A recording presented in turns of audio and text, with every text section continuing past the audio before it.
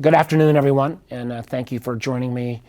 I hope everybody had a good end of summer, and now that we're a couple days past Labor Day, getting back into the normal swing of things. Before I start taking questions, I want to give a little bit of recap of my August.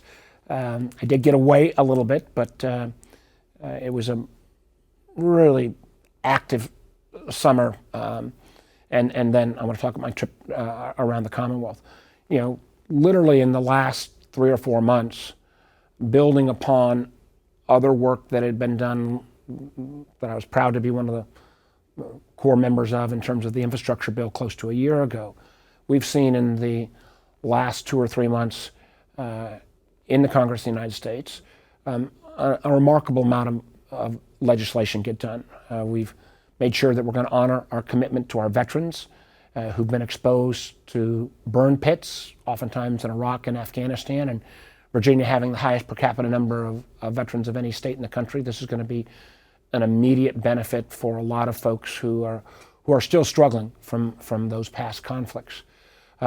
We passed something that didn't get a lot of attention because it was overwhelmingly bipartisan, but critically important as we think about the ongoing conflict between Russia and Ukraine, and that is having Finland and Sweden join NATO. Earlier in the year, I visited the Finnish president and actually believe I perhaps helped because we then went with Turkey and trying to make sure that the Turks were not standing in the way of Sweden and Finland's ascension to NATO.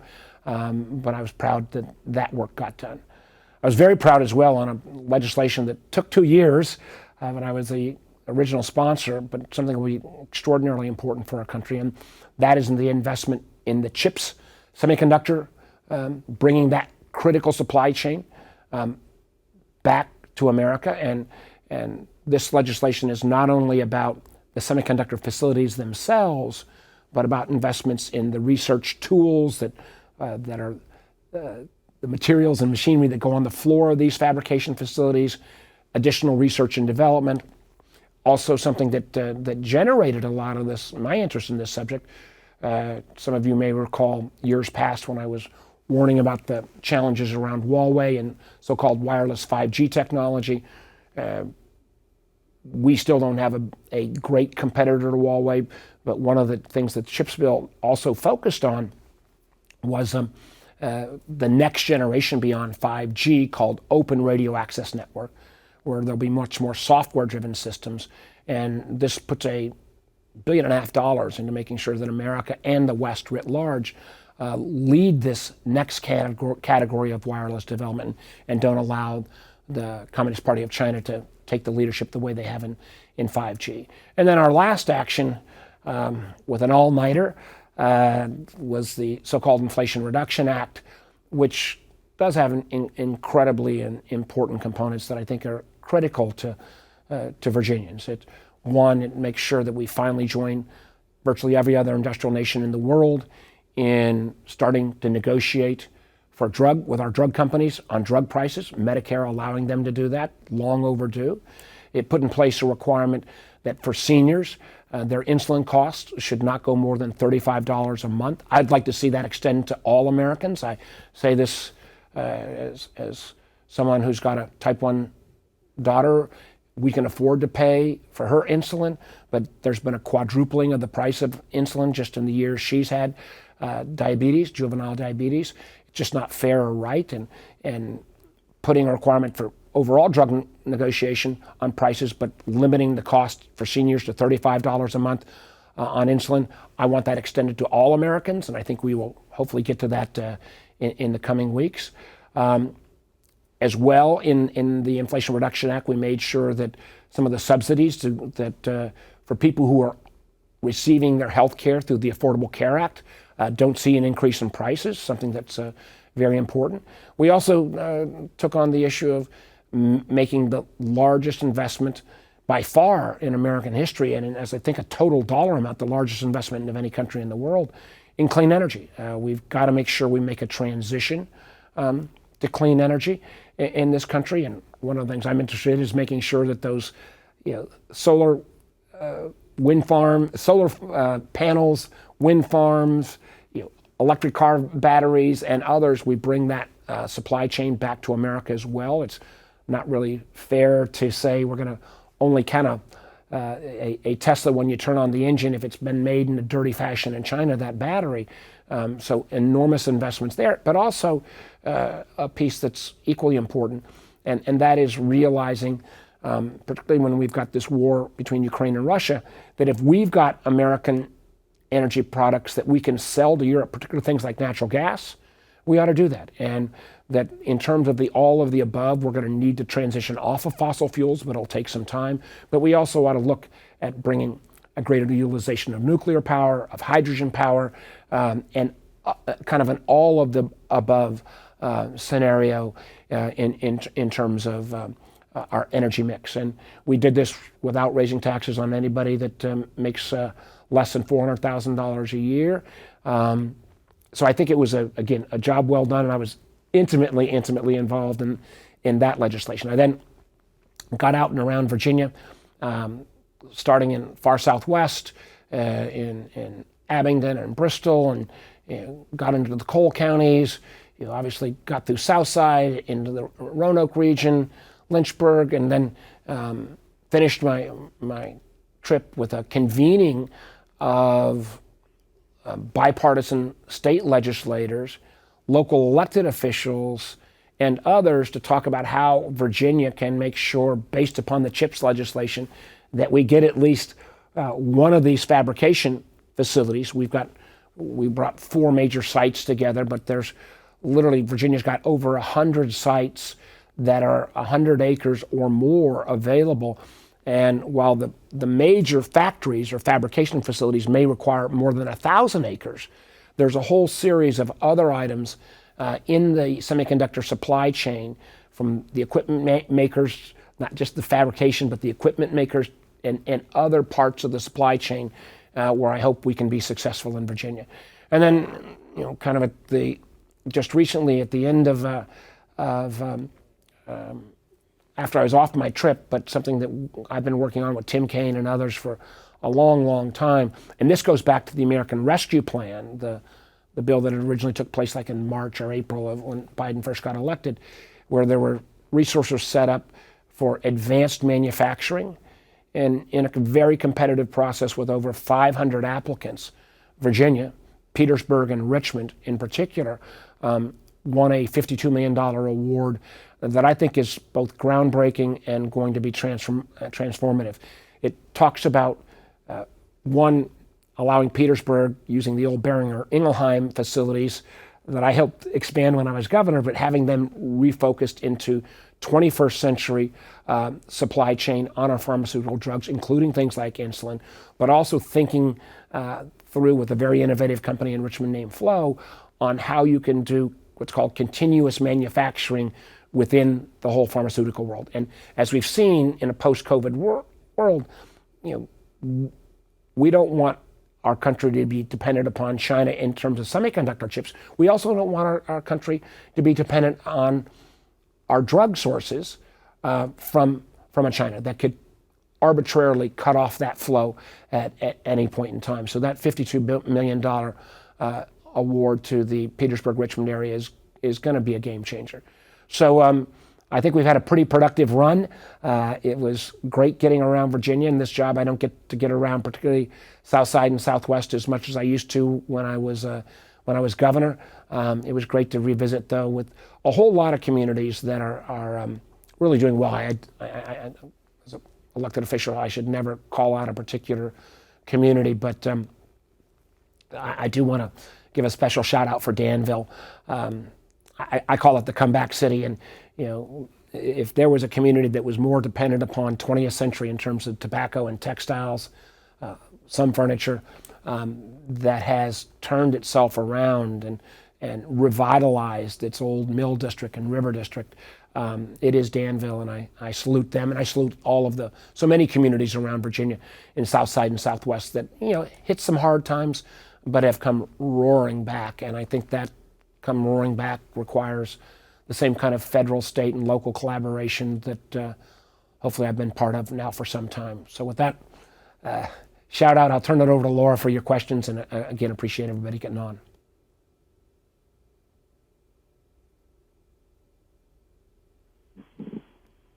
Laura, are you there? Senator, Oh. Yeah, are you hearing me? Hello, hello? Hello, who's on my end, who's moderating the call? Hello, Senator, this is Mike Gooding with 13 News Now. Okay. Yeah, hi, Senator. Do you hear me? Are we Yes, I hearing can. Mike? Sure. Okay, so with today being September 8th, that means we don't have too many days left in the fiscal year. Probably not enough days to pass 12 appropriations bills in both chambers. Likely a CR, hopefully not a shutdown. But just could you paint a portrait for how you think it's all going to play out in the weeks and months ahead? And I guess how sick are you of every year us having to go through the same rigmarole over and over? Oh, Mike, I mean, I still think I can claim I've got about another year that I can still claim I was a business guy longer than I've been a politician. But nothing is more stupid than the lack of discipline about providing a budget in a timely fashion. And, there's no region in our Commonwealth and probably in the country that's more dependent upon federal government than Hampton Roads. And so the idea of whether it's sequestration, where we arbitrarily make cuts, or we go into the potentials of a shutdown, I mean, literally 2 weeks out, if we've not passed a CR, the FAA and our air traffic controllers have to start going through a shutdown process. It's insane. And the amount of money that is wasted every time we go through one of these processes, and it makes me, the irresponsibility, particularly of some of my House Republican friends who try to say they're conservative, yet manage to waste all these dollars because of this dance around not allowing the appropriations bills to be finished in a timely manner. So are we going to end up with a CR? Absolutely. Will we get it done before September 30th? I absolutely believe we will. And we'll probably set the next date to finish what would be called the omnibus, bringing these all these appropriations bills together in the middle of December. But to say I'm frustrated, to say that this process of countdowns towards shutdowns is abusive is the understatement of the day. And I would implore people, you've got a chance to hire at least House members come this year. I would implore folks, if you've got somebody that's willing to shut down the government, I don't care which party they belong to, you ought to think twice about whether that's a responsible member of Congress. Senator, our next question will be Paige Meyer with ABC 13. Thank you, Senator, for doing this today. There are a lot of parents who are struggling without their PPP benefits. The Virginia Department of Social Services has still failed to issue these benefits to many when promised back on August 25th. Paige, could you, the volume's a little, could you say your question again? Parents that are struggling, not receiving what kind of benefits? Yes, parents are struggling without receiving their PEBT benefits, Pandemic Electronic Benefit Transfer. The Virginia Department of Social Services has still failed to issue these benefits to many when promised back on August 5th. So what are you doing to help make sure people get this money that they need for food for their family? Well, there's a couple of things, and let me get you a more complete answer shortly. A lot of this, the benefits that came from the pandemic, for the most part, were dollars that we appropriated here at the federal level, and then we sent to the states for distribution. And I am very familiar with some of the problems that the VEC, the Virginia Employment Commission, that it was taking way too long on unemployment. And I know the governor's talked about doing a change over there. We have, in many of these state agencies, really antiquated systems. And with the Commonwealth sitting on $3 billion roughly of surplus, I can't think of a better time to upgrade some of these systems. It's not very sexy, but if you're talking about customer service to the people who pay the bills, Virginia taxpayers, we ought to do that. We've also dealt with the issue and gotten an extension on school lunch distributions, which was threatened to be cut off at the beginning of the summer. That would have left a lot of kids, frankly, hungry over the summer. Now they're back in school, that will be a challenge. On the PEB benefits, that social services, I got to do, let me come back to you specifically, Paige, because I want to make sure there are so many different benefits that were part of the COVID relief. I want to make sure I've got the right one. I'm much more familiar with the school lunch issue and the VEC issue. Pardon me? Okay. Oh, this is Yeah, this thank is the you. school. I'm getting a nod. This is around. I'm sorry, Paige. I got a quick prompt from Rachel here. This is around the school benefits, the school lunch benefits, and I need to look at that. And if there is this delay on those benefits going out, I will try to contact the administration, because again, the money's there.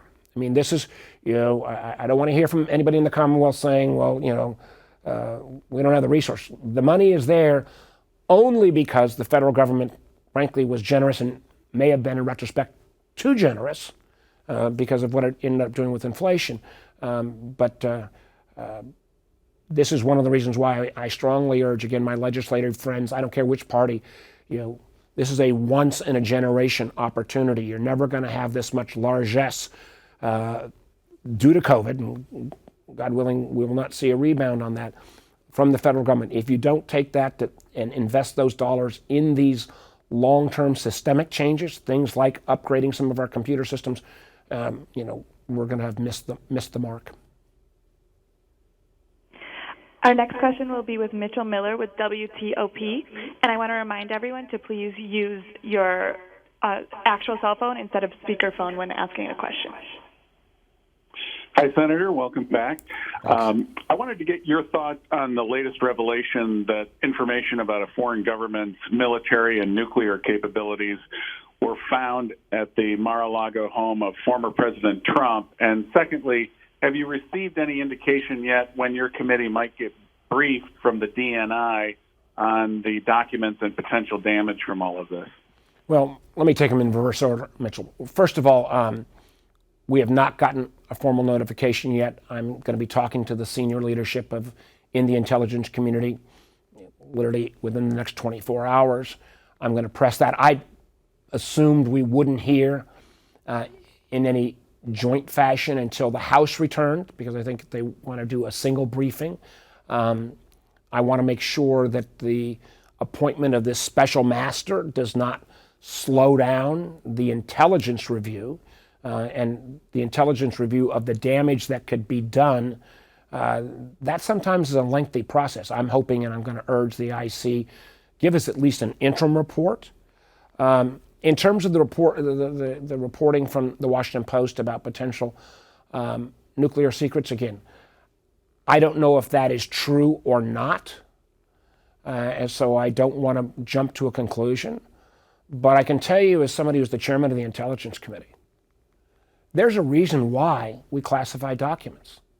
If it comes from human sources, human lives can and have been lost by misuse of information. If it comes from a secure source of a penetration of a communications network in a foreign adversarial country, you burn that source, or you burn that tool, and you make our country less safe. If it comes from a government, friendly or otherwise, that we have information about, if we can't keep that information secret, then the ability, particularly if it's a friendly government, for them to share that information with us is dramatically undermined. The first lesson you learn going on the Intelligence Committee is that you have to treat classified documents with respect. When I go in to a SCIF, I have to take off my watch, I have to leave my phone, I even have to, I've got an Oura ring that measures how well I do or don't do in terms of exercising. I got to take all that out. The idea that anyone with any sense of commitment to national security would mishandle, mistreat, take documents inappropriately, it's mind-boggling. It is beyond the pale. Now, again, I want to wait and not speculate what was in or not in those documents. Clearly, from some of the pictures, a number appear to have had some of the strictest level of security, and there is a whole series of secure documents from secret to top secret to special access programs to programs. I can tell you, I've seen documents even in our SCIF, which is a secure area, where someone will come and bring a document and literally sit in the room with me because it is so sensitive that it can't even be kept in the Intelligence Committee's secure files. So if any document like that falls into this, non-secure, non-classified, closets at Mar-a-Lago, I hope people of goodwill that recognize the importance of national security will step up and speak out. And I disagreed a whole lot with Attorney General Barr on a lot of his actions when he was Attorney General. But as someone that was a direct Trump appointee, I think on this one, in terms of the seriousness, he seems to be right on point. Senator, our next question will be Joe Dashiell with WDBJ. Hello, Senator. We are just hearing reports that Queen Elizabeth has died, and I was wondering if you might have a comment on that. And then I have a flood recovery question for you as well. Well, Queen Elizabeth was a major figure of both the 20th century and the 21st century. My understanding is, she literally ruled, served as monarch for 70 years. I mean, think about that. I mean, that's about, almost 30% of the time that we've been a nation. Most everyone alive has only known a United Kingdom that has been at least ruled in a titular sense by Queen Elizabeth. I had the opportunity to meet her on her last visit to the United States, where she came and my friend Tim Kaine was governor, and did a magnificent presentation celebrating 400 years of English presence, from Jamestown. In a very short exchange with her, I think Tim will probably have much more to say about this, you realized this was an individual that had literally committed her whole life to service. I know the British people, I'm sure, are mourning her loss. I would add my condolences as well. She, in many ways, was the glue that not only held together the United Kingdom, but close to 45, 50 countries, I believe, that are part of the Commonwealth. It is a loss not only for the British people, but I think it's a loss for the world. Thank you, Senator. If I could ask you a quick question about flood recovery. When you visited Buchanan County, residents there were concerned that they did not qualify for FEMA relief. Have you been able to make any headway in Washington with eligibility requirements, and do you have any kind of update for Buchanan County residents who were affected by the flood? Well, I've been reaching out and working with Travis, the state senator down there, who is very committed to getting this fixed. I mean, this is a structural problem.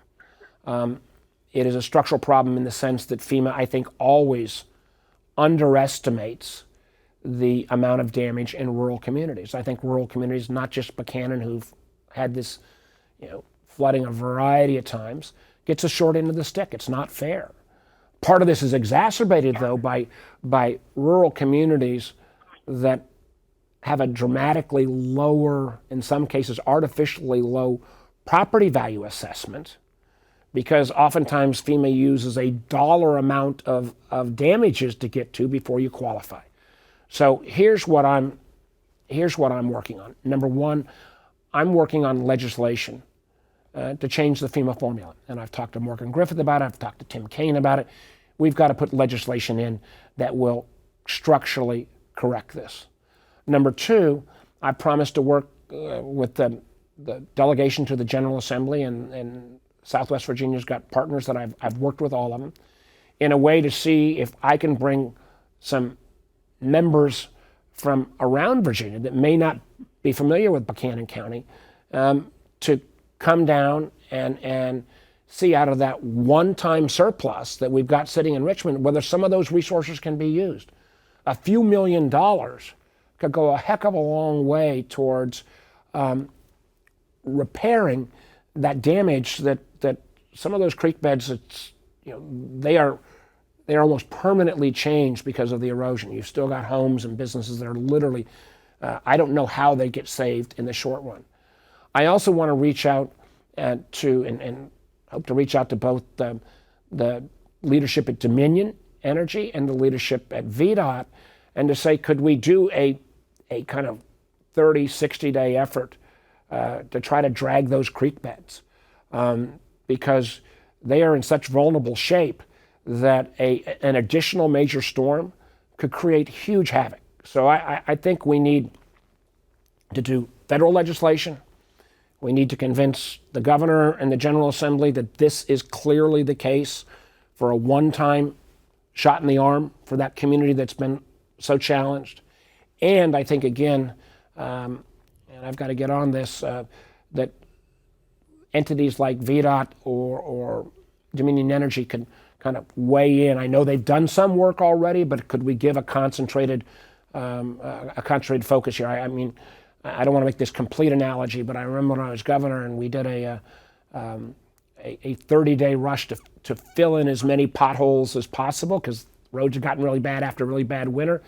That doesn't solve the problem long term, let me be clear, but I think showing some extra commitment to Buchanan County would go a heck of a long way, because I think a lot of these folks are really concerned. And one other item that I think needs to be looked at, and I'm still trying to do some research on this, is that when you've got, whether it's the logging companies, the oil companies, the natural gas companies, who are either extracting oil and gas or logging, you oftentimes have in these communities, they put in these kind of logging roads or pathways so they can get to the wellhead.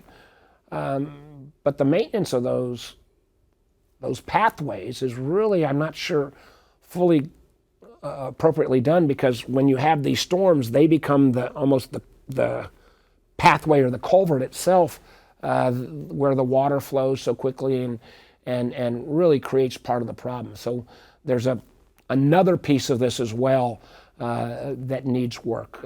But I'm committed to putting the legislation in, but I'm also committed to seeing if we can get some of these one-time funds we've got available in Richmond to be deployed to that community, because it's hurting.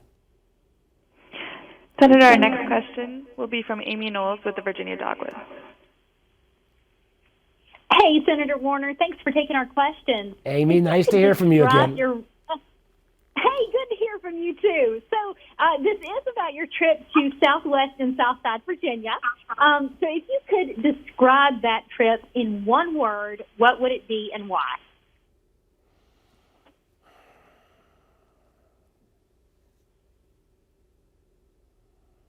Resilient. And I use resilient because whether it's Danville, whether it was my time in Galax, whether it was when I was in Wytheville, when I was back in Marion, I was 14, 15 places, so I don't want to go down the list, I'll forget a few, but it just, so many of these communities, they've gone through tough times. I mean, there's not the same number of coal jobs, there's not the same number of, tobacco jobs or furniture or textiles.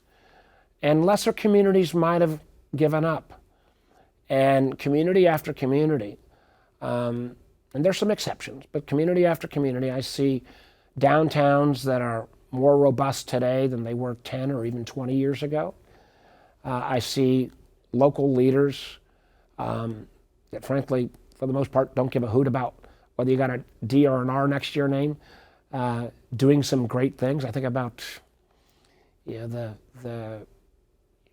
theater in Marion that I was proud to help when I get refurbished when I was governor. I think about in Galax, where there was the crossroads which was a retraining center that had been an old Lowe's. Think about in Galax as well, boy, one of the most memorable parts of my trip was back during COVID. I'm sorry to go on, but just give me 30 more seconds on this.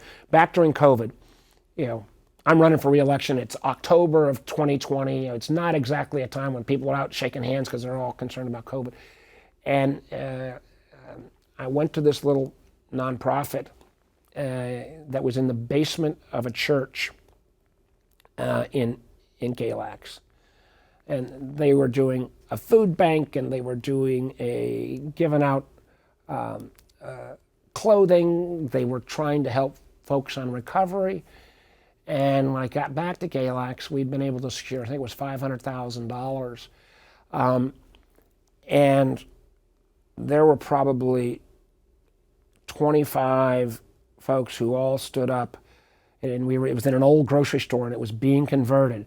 And they stood up and said, "Hi, my name is Mark. I'm in recovery I've been clean for 7,340 days." And they went one by one. And this nonprofit that did recovery, that had already gotten in the new refrigerators for its food pantry, to see all the clothes around, to see the kind of the faith leaders, the local elected officials, the city manager, it screamed resilient. So that would be my word for that trip. Senator, our last question will be Danielle Sandler with WVNS. Hi, good afternoon, Senator. Hey. I have a question about the substance abuse disorder, and I know it's had so many names. This is an issue of yours that you also are trying to combat. It's had so many different names. It's now called substance use disorder, and I know it's a very big issue nationally. And I was wondering what should be done to combat this issue, and how will people fighting this chronic disease get any help, if there's any? Help anybody, like the programs, campaigns that are running, because I feel like there should be more done to help and to try to combat this issue. Yeah, there has actually been a number of federal bills. I think the last one was Rob Portman was the lead on it. It was probably, I'm going to get this wrong, a year and a half ago, 2 years ago. And it had, I can't recall the exact amount of federal dollars, but it was important. It was trying to consolidate programs, also recognize that what might work in Galax may be different than what works in Fairfax. And I think there have been things where we've made some progress. I mean, I think the number of meth labs, for example, that we used to have in Southwest has gone down. I think it's 988 number in terms of a suicide hotline. It is related to oftentimes substance abuse. But the one thing that I think is very much unfinished business, and when I was going through the litany of things that we did this summer, one piece again that was bipartisan was the small step we made on gun safety and making sure you could have universal background checks. And in that bill, there was additional dollars for mental health interventions. But in a post-COVID world, I don't think there's any family in Virginia, or for that matter, probably any family in America, that doesn't have some level of mental health challenge. And a lot of times that manifests itself in substance abuse. And I'm not sure, I've not yet seen a single program that works on all issues. But this issue of, one, being willing to acknowledge that every family's got some level of mental health issue and not hide it away, and two, then see how we can make this a higher priority going forward in terms of federal funding is really important. I don't have a bill written that's going to fix this, but I will commit that this is something that I care deeply about, that we need to do more. And I do think in the aftermath of COVID, one of the things I hear from all of my colleagues, doesn't matter which political party or where they fall on liberal or conservatives, we got to do more on mental health, and a healthier mental health status, I think, leads to less substance abuse. Senator, that was our final question. All right, everybody, thanks so much for taking the time, and stay safe, and welcome back to post-Labor Day. Thanks all.